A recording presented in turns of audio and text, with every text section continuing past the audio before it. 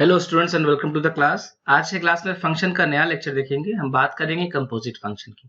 What is the composite function?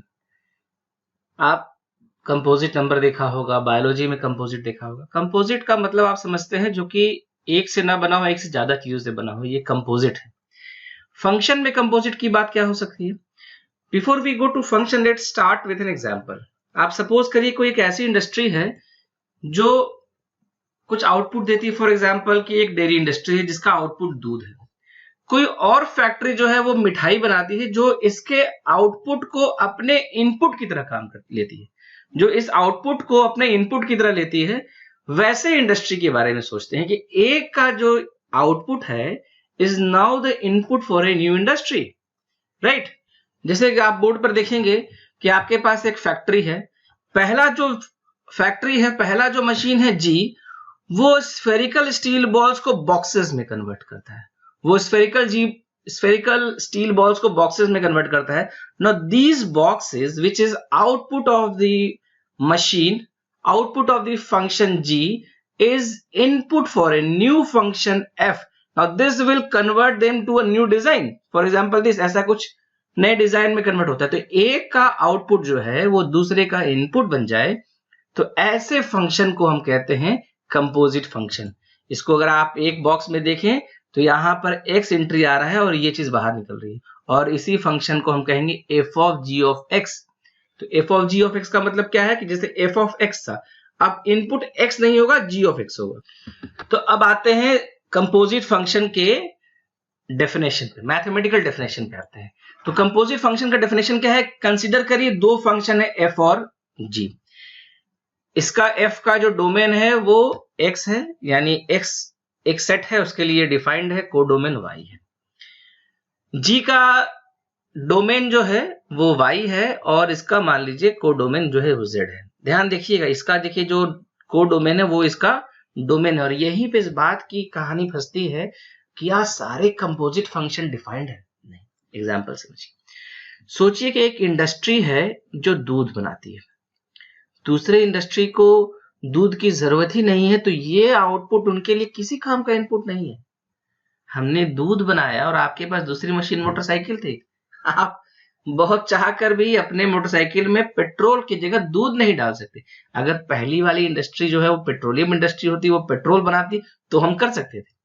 तो समझने का मतलब यह है कि composite function is not always defined, it is defined only when जो पहले का जो रेंज है ना वो दूसरे के डोमेन, उसका जो डोमेन हो, रेंज जो हो उसके डोमेन का सबसेट हो, तभी ये डिफाइंड होगा। ठीक है, एक कोई फंक्शन है रूट एक्स, अगर अब हम रूट एफ ऑफ एक्स निकालेंगे, अब एफ ऑफ एक्स जो है वही आउटपुट आ जाए -1, तो भाई स्क्वायर रूट ऑफ -1 तो डिफाइंड नहीं है। तो this is defined only when the range of the first function is subset of the domain of second function. तो आपने एक फंक्शन लिया एफ और एक फंक्शन लिया जी, तो आप एक नया फंक्शन h डिफाइन करते हैं जो x से z के बीच में, जो जिसका डोमेन x है और कोडोमेन z है, h ऑफ x आप लिखते हैं g of f of x। तो अब जहां जहां पर x लिखना था वहां वहां पे g of f of x लिखेंगे, और ये फंक्शन तभी डिफाइंड होगा जब f का जो आउटपुट है, जो रेंज है, वो g के डोमेन, ठीक है, रेंज डोमेन का सबसेट हो। तो इसका एक पिक्टोरियल रिप्रेजेंटेशन है कि फंक्शन है x, इसका आउटपुट आया f में डाला तो f ऑफ x आया। Now this f of x is a input for a function g of f of x, right. तो ये बात हुई कि कंपोजिट फंक्शन क्या होता है। एक एग्जांपल और देखिए, हमने एक इनपुट डाला x इज इक्वल टू 3, एक पहला फंक्शन था x स्क्वायर, तो x स्क्वायर 3 स्क्वायर आउटपुट क्या आया 9। Now this output 9 is a input for a new function x plus 1, तो which is equal to 9 plus 1 तो 10। तो अगर इस पूरे को आप लेंगे तो ये आपका है g of f of x, तो ये आपका g of f of x जो है 10 है। एंट्री x के लिए आउटपुट 10 है। इसी को ही हम कहते हैं कंपोजिट फंक्शन, कि एक फंक्शन का आउटपुट जो है वो दूसरे फंक्शन के इनपुट की तरह काम करे, इसे हम कंपोजिट फंक्शन कहते हैं। कहते हैं thus a image of every element x where x belongs to set A under the function gof is the g image or of the f image। बात सब वही है कि बस यही ध्यान रखिए जो पीले में लिखा है, the range of f of x must be a subset of domain of g of x। जो रेंज होगा f ऑफ x का वो डोमेन का सबसेट होगा। अगर ये बात होगी रेंज जो होगा एफ ऑफ एक्स का, तभी जो आपका function G of F of X defined होगा। ठीक है, एक सीधा सा एग्जांपल लेते हैं, दो फंक्शन डिफाइन करते हैं। एक डिफाइन करते हैं F of x x plus one, एक डिफाइन करते हैं जी ऑफ एक्स एक्स स्क्वायर। तो एक एक्स प्लस वन डिफाइन करते हैं और एक एक्स स्क्वायर डिफाइन करते हैं। ठीक है, आपको गॉस फंक्शन निकालना है, फॉग फंक्शन निकालना है। तो जब आप गॉस फंक्शन निकालेंगे g of F of x, g of F of x, तो आपने जो लिया ना जी ऑफ एक्स, तो जहां पर जी ऑफ एक्स है उसका इनपुट आप ले लीजिएगा एफ ऑफ एक्स। तो एफ ऑफ एक्स जहां पे क्या लिखिएगा एक्स प्लस वन। तो ये फंक्शन है आपका एक्स स्क्वायर, तो जहां जहां एक्स स्क्वायर है वहां वहां एक्स की जगह पर एक्स प्लस वन लिख लीजिए। तो ये आउटपुट आ गया एक्स प्लस वन का स्क्वायर। याद रखिएगा g of F of x आया है एक्स प्लस वन का स्क्वायर। जब आप निकालिएगा f of ji of x, तो f of ji of x क्या है, यहां पर जी ऑफ एक्स था एक्स स्क्वायर, तो ये आपने लिख दिया एक्स स्क्वायर। तो एफ ऑफ एक्स था एक्स प्लस वन, तो ये हो जाएगा एक्स स्क्वायर प्लस वन। तो एक आया एक्स प्लस वन का स्क्वायर और एक आया एक्स स्क्वायर प्लस वन, ये दोनों बराबर नहीं है। तो इस बात को बहुत अच्छे से ध्यान रखिएगा, कोई जरूरी नहीं है कि F of ji of X is equal to G of F of X. Generally नहीं बराबर होता है, इन जनरल बराबर नहीं होता है। तो यहां पर आपने देखा कि गॉस function G of F of X is not equal to f of g of x. It indicates that composition of functions is not commutative in general. In general ये commutative नहीं होता है। ठीक है, अगला एग्जांपल देखते हैं। एक फंक्शन दिया है f of x x plus 2 by 3x minus 1, दूसरा फंक्शन दिया है x स्क्वायर, तीसरा फंक्शन h दिया है root x, f of x दिया है x plus 2 by 3x minus 1, g of x दिया है x square, h of x दिया है रूट x। आपको निकालना है find of h of f of g of x। तो पहला काम ये करिएगा कि जहां जो f ऑफ x है ना, तो इसमें जो x प्लस टू है, बोर्ड पर देखिएगा, जो x प्लस टू है उसके जगह पे हम gx लिख देंगे। तो क्या हो जाएगा, f of g of x हो जाएगा x square plus two by 3x square minus one. अब ये जो आउटपुट है ना f of g of x, यहां लाके रखेंगे तो स्क्वायर रूट में आ जाएगा। बस सीधा सा बात है, f of g of x हो जाएगा x square plus two by 3x square minus one. क्यों, g ऑफ x जो है वो x स्क्वायर है, और ये फिर ये फंक्शन जो है रूट x है, तो जो भी f of g of x है उसको रूट में टोपी बना दीजिए। तो square root of x square plus two by 3x square minus one. तो यही आपका कंपोजिट फंक्शन है। ठीक है, तो यहां पर हमने निकाला h of f of g of x। ठीक है, okay, let's move to the next question. ये क्वेश्चन आपको करना है, एक फंक्शन दिया हुआ है जिसका डोमेन रियल नंबर है और कोडोमेन भी रियल नंबर है, ऑल रियल नंबर। यहाँ f of 1 minus x by 1 plus x x दिया हुआ है, जहां पर x माइनस वन नहीं। x माइनस वन क्यों नहीं है, अगर x माइनस वन हो तो ये फंक्शन डिफाइन हो। तो आपको प्रूफ करना है f ऑफ x x है, एक प्रूफ ये करना है f of 1 by x minus F of x के बराबर है, जहां पर x जीरो नहीं हो। और तीसरा प्रूफ करना है f of minus X minus two is equal to minus of F of x minus two. ये आपके लिए डू योर सेल्फ है, ये खुद से करेंगे इस क्वेश्चन को। अब हम देखते हैं properties of composite function. Composite function की प्रॉपर्टीज देखनी है। पहली बात जो उस एग्जांपल में आई, पहले एग्जांपल में, कि कम्यूटेटिव नहीं है, मतलब f of g of x is not equal to f of g of x।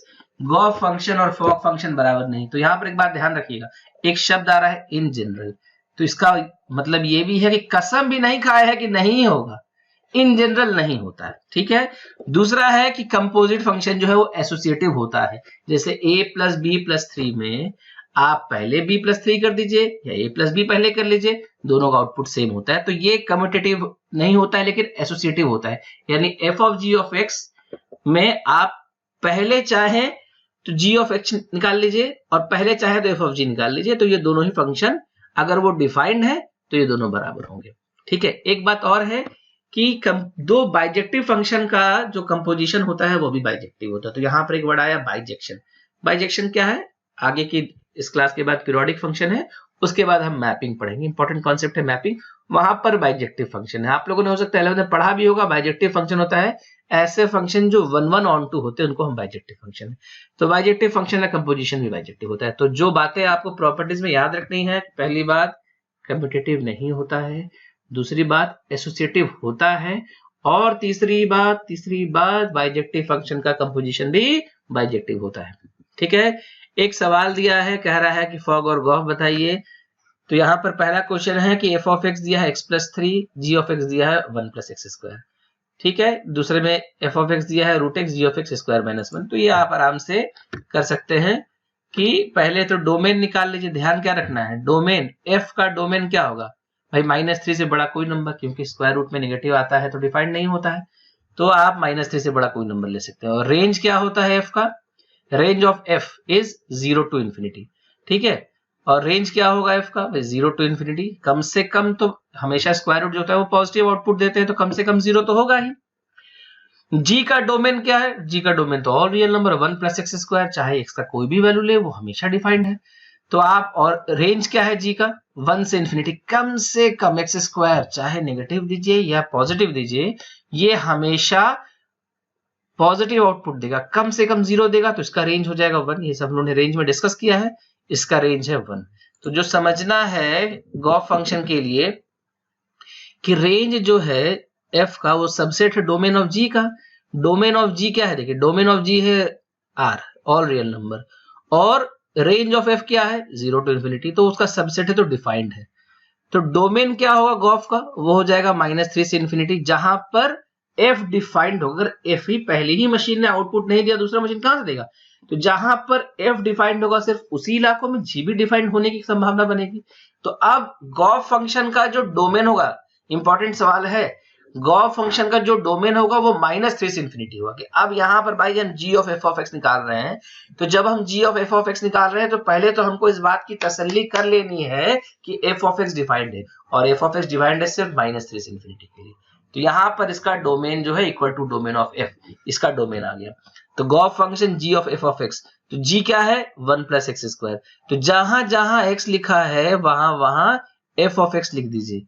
तो ये आपका x प्लस 3 का रूट का स्क्वायर, तो ये हो जाएगा 1 plus x plus 3 x plus 4।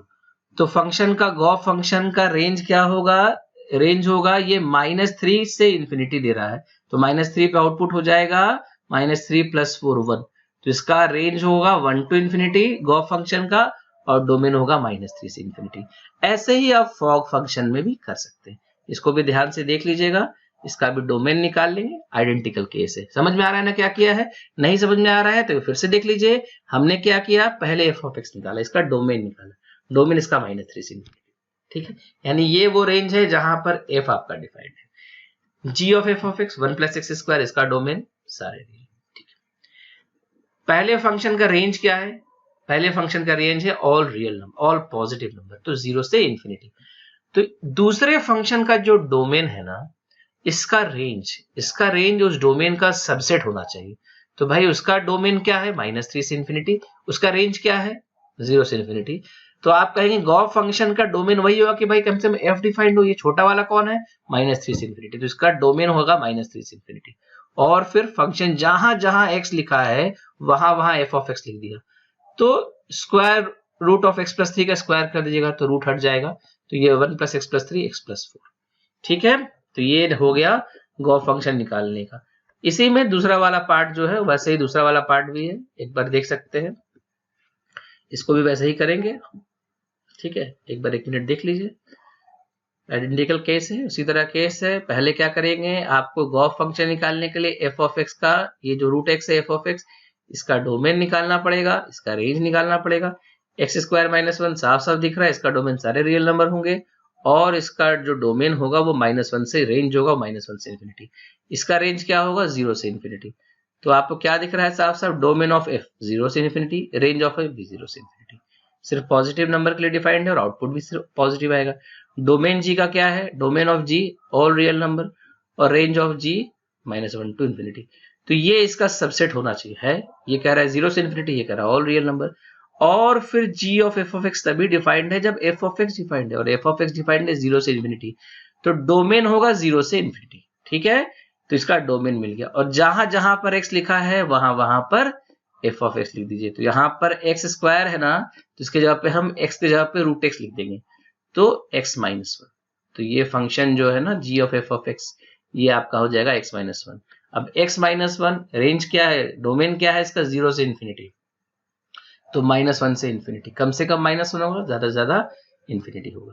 तो ये इस तरह के सवाल को करने का तरीका है, बहुत इंपॉर्टेंट है।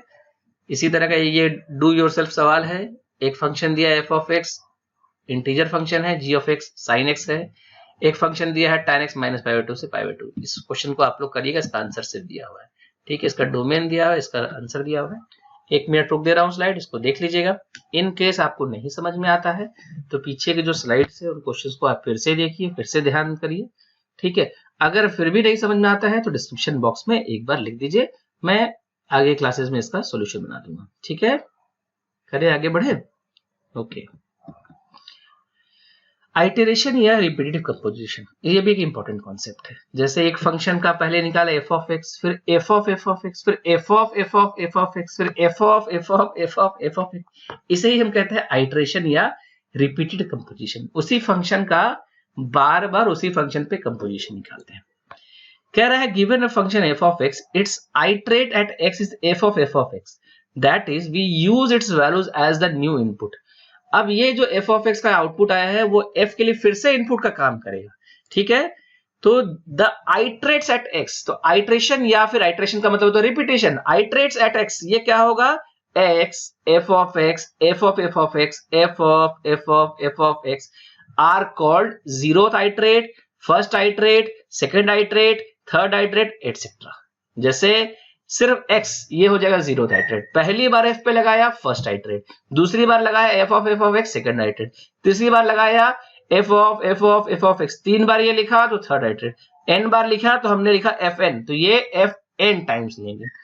तो किसी सवाल में अगर nth आइटरेट निकालना है तो क्या करेंगे, n टाइम्स निकालेंगे? नहीं, हम कोशिश करेंगे कोई पैटर्न पकड़ने का। देखिए कभी भी जेई के सवाल में मजदूरी नहीं कराएगा आपसे, मतलब मजदूरी नहीं कराएगा मतलब वही काम बार बार 20 बार 40 बार करना नहीं है। आप एक पैटर्न लाने की कोशिश करेंगे, कैसे हम एक पैटर्न ले आए और वही पैटर्न हमारा आंसर होगा। देखते हैं एग्जांपल, अगला एग्जांपल क्या है। एक सवाल दिया है f of x 1/1 minus x, कह रहा है इसका nth आइटरेट बताइए, ठीक है। चलिए, undetermined the set of values of x for which it is defined, और x का वो वैल्यूज बताना है जिसके लिए ये डिफाइंड हो, ठीक है। चलिए, तो हम लोगों ने क्या किया, पहले f ऑफ x निकाला था f स्क्वायर x, ये हम कह रहे हैं f ऑफ x, ठीक है, x square x f of x निकालना है।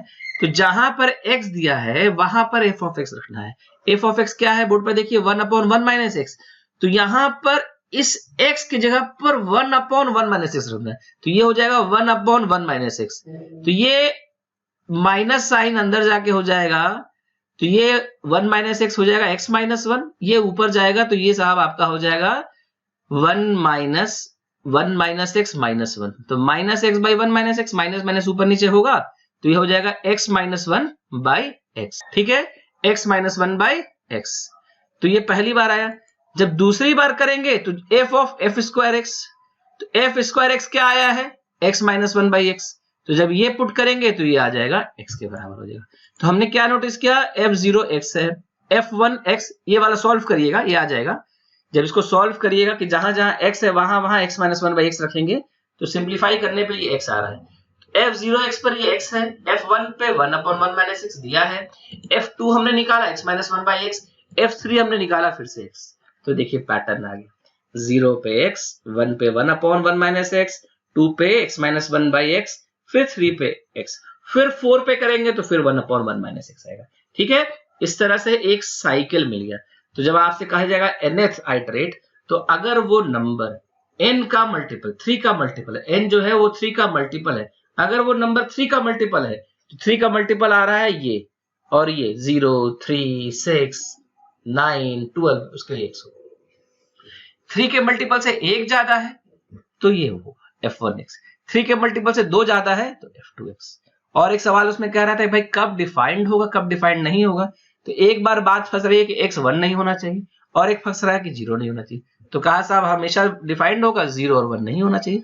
तो हमने कहा कि we see that f is cyclic with period 3, f जो है वो साइक्लिक है, पीरियड 3 है। एक इंपॉर्टेंट है, सबसे इंपॉर्टेंट पार्ट है, इंटरेस्टिंग भी है, composition of piecewise defined function. Piecewise defined function का कंपोजिशन करना है। g ऑफ x दिया हुआ है x स्क्वायर, कब, जब ये -1 से 2 के बीच में है, और x प्लस 2 कब, जब ये 2 से 3 के बीच में हो। f ऑफ x दिया है x प्लस 1 कब, जब x जो है वो -1 से बड़ा हो, और 2x प्लस 1 कब, जब ये 1 से लेकर 2 के बीच में हो, जहां 1 इंक्लूड नहीं करेंगे और 2 इंक्लूड करेंगे। आपको गॉस फंक्शन निकालना है। तो जब आपने लिखा g of f of x, तो हमने कह दिया कि साहब जहां जहां एक्स स्क्वायर है वहां वहां एफ ऑफ एक्स लिख दीजिए। यहाँ एक्स प्लस टू है तो एफ एक्स प्लस टू, लेकिन यहां पर कहना यह है कि एफ ऑफ एक्स पहले एक्स माइनस वन से टू के बीच में था, इस बार f of x minus one से टू के बीच में होगा। यहां पर एफ ऑफ एक्स 2 से 3 के बीच में होगा। Here F of X become the variable and we will draw the graph of F of X. यहां पर एफ ऑफ एक्स जो है वेरिएबल है, पहले एक्स वेरिएबल था, अब एफ ऑफ एक्स वेरिएबल है।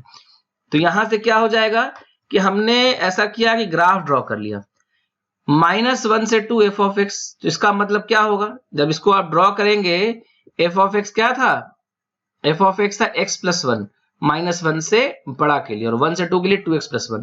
तो जब हमने इसको ड्रॉ किया तो ये माइनस वन से टू के बीच में आ रहा है, तो एक्स जो होगा सॉल्व करने पे आएगा माइनस टू से वन, और F of x x plus one है तो टू से थ्री के बीच में, तो ये कोई ग्राफ पोजेस ही नहीं करता है। तो hence g of F of x x plus one का square minus two x plus one. ठीक है, ये पार्ट देखिए थोड़ा सा डिफिकल्ट लग रहा होगा, हो सकता है, तो इस पार्ट को मैंने सॉल्व करके रख दिया। मैं ऐसा मानकर चल रहा हूं कि आपको ये नहीं समझ में आया।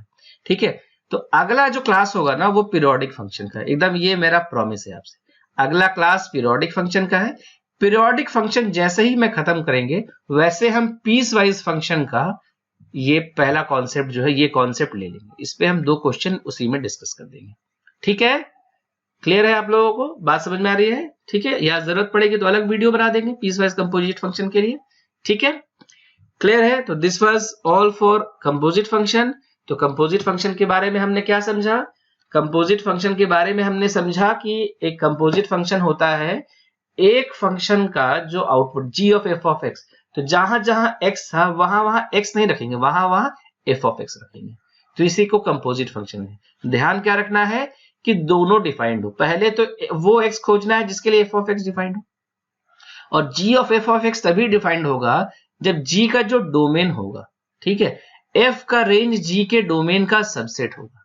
ठीक है, पहली इंडस्ट्री जो आउटपुट बताएगी वो दूसरे इंडस्ट्री के लिए काम की होगा। पहला फैक्ट्री बनाया पेट्रोल, और दूसरा फैक्ट्री जो है मिठाई बनाना चाहता है, तो कहा साहब हम इस इनपुट का क्या करेंगे, हमारे लिए इनपुट किसी काम का नहीं, ये हमारे लिए माटी है, ये हमारे लिए किसी काम का नहीं है।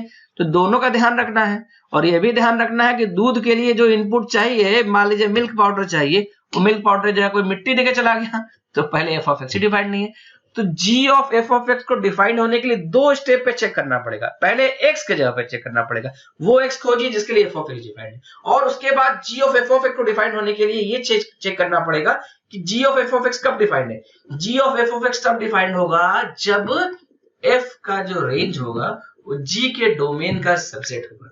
जब दोनों बातें हो जाएंगी तो ये बिल्कुल सही होगा। तो this was all about composite function, एक इंपॉर्टेंट कॉन्सेप्ट है, तो इसको बहुत अच्छे से पढ़िए। होमवर्क ये रहेगा कि इसको असाइनमेंट बनाकर हमारे एंड्रॉइड ऐप में सबमिट कर दीजिएगा। ठीक है, और हमारे यूट्यूब चैनल के बाद आप हमारे एंड्रॉइड ऐप से भी हमसे जुड़ सकते हैं, और प्ले स्टोर में जाकर अपराइज ट्यूटोरियल एंड्रॉइड ऐप को डाउनलोड कर सकते हैं।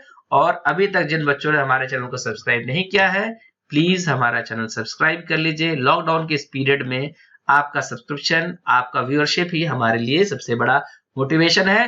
थैंक यू वेरी मच, फिर मिलेंगे अगले क्लास में। Bye bye.